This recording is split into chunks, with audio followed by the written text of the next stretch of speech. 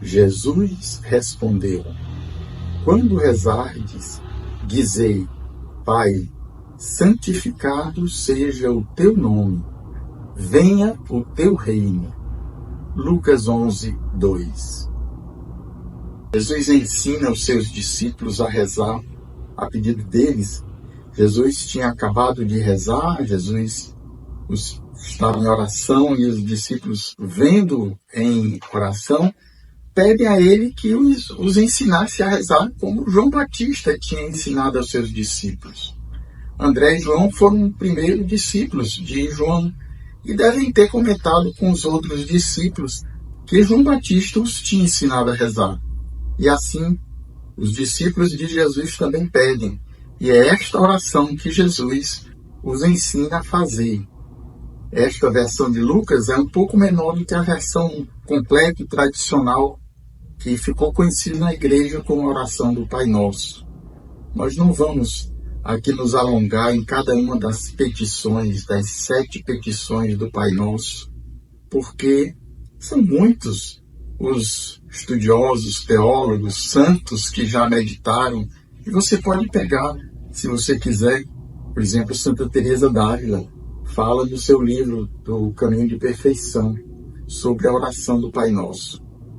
Mas eu queria meditar, queria propor para você rezar também, claro, com o Pai Nosso, mas primeiramente com esta invocação que começa a oração. Pai.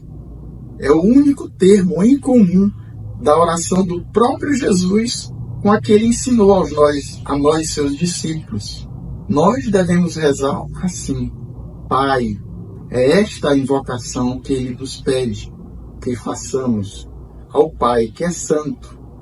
E assim cada uma das petições, porque Jesus não precisava pedir ao Pai que o perdoasse, porque Jesus não tinha ofendido a ninguém, Jesus não tinha cometido nenhum pecado. Jesus pede ao Pai perdão àqueles que o tinham ofendido, que o estavam crucificando ali na cruz. Pai, perdoa-lhes, eles não sabem o que fazem.